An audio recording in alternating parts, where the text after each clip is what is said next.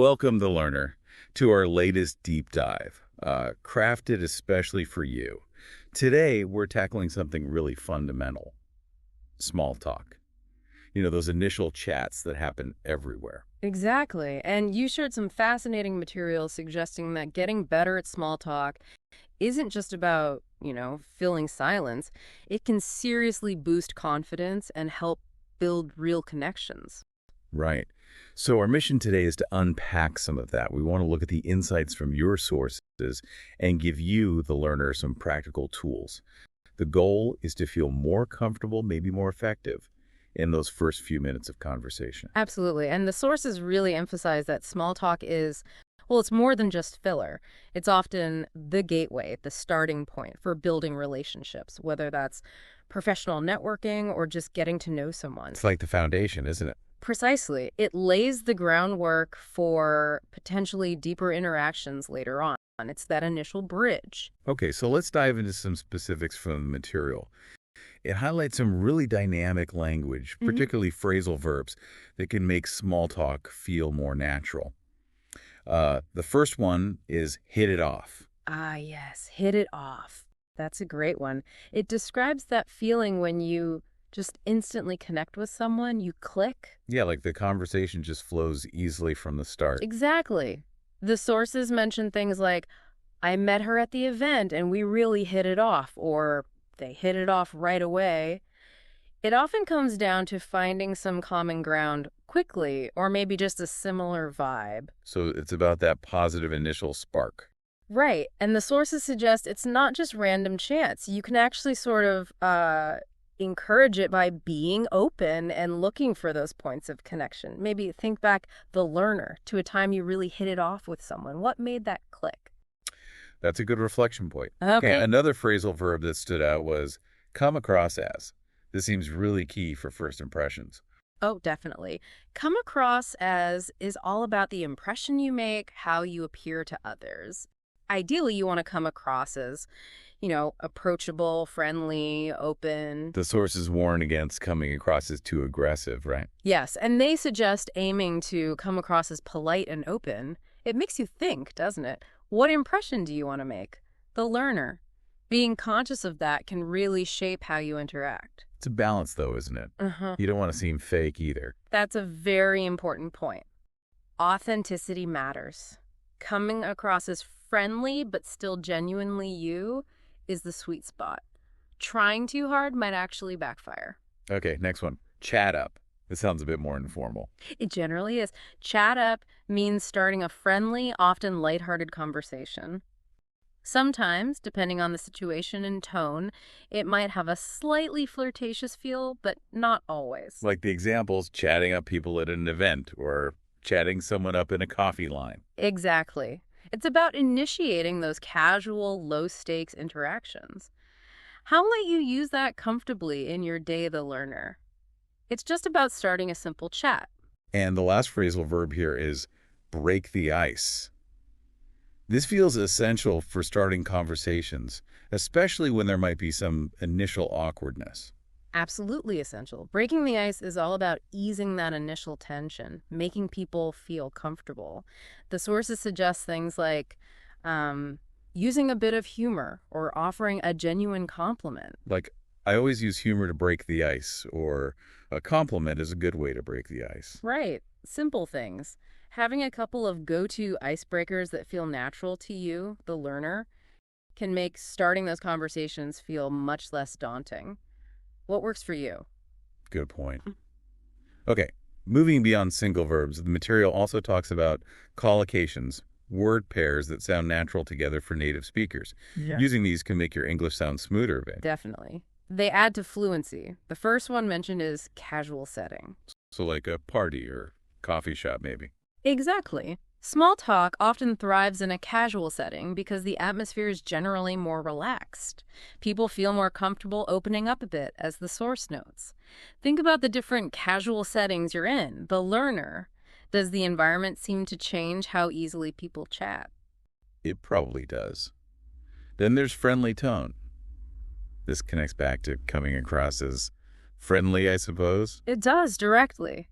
Maintaining a friendly tone is crucial for approachability. The source stresses, a friendly tone makes you seem approachable.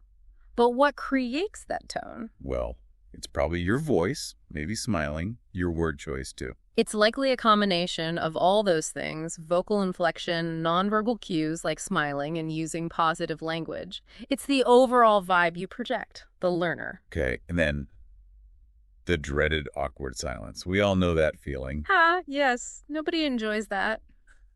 But the source material gives some good advice. Don't panic, just, smile maybe and have a simple question ready. Like asking about their day or something easy. Exactly. Don't panic during an awkward silence, just smile and ask about their day. Having a few simple, open-ended questions in your back pocket can really save the moment. What are some easy ones you could keep handy? The learner. Good idea. And the last collocation here is first impression. We hear about this all the time. And for good reason.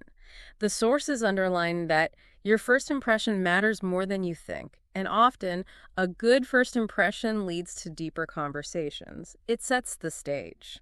So it's worth being mindful of how we start those interactions. How aware are you, the learner, of the first impression you usually make? That initial moment really can influence the whole interaction that follows. Now, the material also flags a few common grammatical mistakes to watch out for. Just some quick pointers to sound a bit more polished. Yeah, these are subtle but can make a difference. For instance, saying she and me talked instead of the correct she and I talked. Right, the subject pronoun rule. And another one was, I don't good at small talks.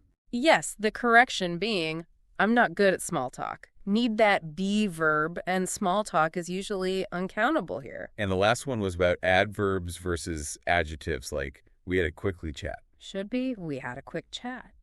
Using the adjective quick to describe the noun chat, getting these basics right just helps everything sound smoother. Little things, but they add up. Okay, let's talk strategies. The sources offer some really practical tips for navigating small talk successfully. Yes, these are the actionable bits. First up, start simple. Don't feel you need to say something brilliant right away. Easy, observation-based questions work great. Like commenting on the venue, this is a great place, isn't it? Or asking, how do you know the host? Exactly. Low pressure, they get the ball rolling and help you gauge if the other person is open to chatting. The next strategy is crucial. Listen actively. Oh, absolutely critical. This isn't just waiting for your turn to speak. It's genuinely tuning in, showing interest through nodding, smiling, asking relevant follow-up questions. Like the example, really, how long have you been doing that? Perfect. It shows you heard them, you're interested, and it keeps the conversation going. Plus, it makes the other person feel heard and valued, which is huge for building rapport. And active listening gives you material for your next comment or question, too. Precisely. And the third strategy is about transitioning smoothly, moving from one topic to another without it feeling, abrupt or awkward. How do you do that gracefully? Well, the sources suggest using connecting phrases, things like, speaking of that, or that reminds me, or even, oh, that's interesting, I actually experienced something similar. Ah, so using little bridges between topics. Exactly. They help the conversation flow naturally instead of jumping around awkwardly. Now, something related that can hold people back is anxiety. Feeling nervous in these situations is pretty common, right? Very common. And the source material offers some helpful techniques for managing that stress. One is visualizing success, basically, picturing the conversation going well beforehand. Mental rehearsal. Does that actually work? It can. It helps build confidence and frame the upcoming interaction positively. Another technique is using deep breathing. Right, the classic calm down technique. Yes, and you can do it discreetly. It helps regulate your nervous system, keeps your voice steadier if you're feeling shaky. And the last tip for anxiety was having go-to openers ready. Exactly. Preparing a few simple questions or opening lines beforehand takes away that pressure of having to think of something perfect on the spot. It eases you into the conversation. Makes sense. Reduce the unknowns. Okay, to help bring all this together, the learner, the source material, includes some little exercises or thought experiments. Yeah, these are just ways to practice applying the ideas, like Try putting hit it off and first impression into one sentence. Or think about how you describe someone using come across as and friendly tone. Or even just mentally walk through starting a chat using an icebreaker and how you'd handle a potential awkward silence. It's about making these concepts more tangible, more usable for you. So wrapping things up, the learner, it seems like mastering small talk isn't really about some magical formula. It's more about these subtle but really effective techniques. Absolutely. Being mindful of your language, those phrasal verbs, those collocations, being aware of your tone, how you come across, and having a few simple strategies in your pocket. Yeah, focusing on things like how to hit it off, making that positive first impression, and knowing how to navigate maybe an awkward silence gracefully. These skills seem incredibly useful everywhere. They really are. They open doors to connection. So, for your continued practice, the learner, here's a thought. Think about an upcoming event, maybe social or professional. Okay. Pick just one or two things we talked about today, maybe a phrasal verb like chat up or a collocation like friendly tone, Yeah. and consciously try to use it. Just notice how it feels and see what happens. That's a great manageable challenge, and we would genuinely love to hear how that goes. Share your thoughts or any aha moments you have when you try these things out. Let us know in the comments. We always appreciate hearing your experiences. Thank you so much for joining us today for this deep dive into the nuances of small talk, the learner. It's been great exploring this with you. Until our next deep dive, keep those conversations flowing and have a fantastic day.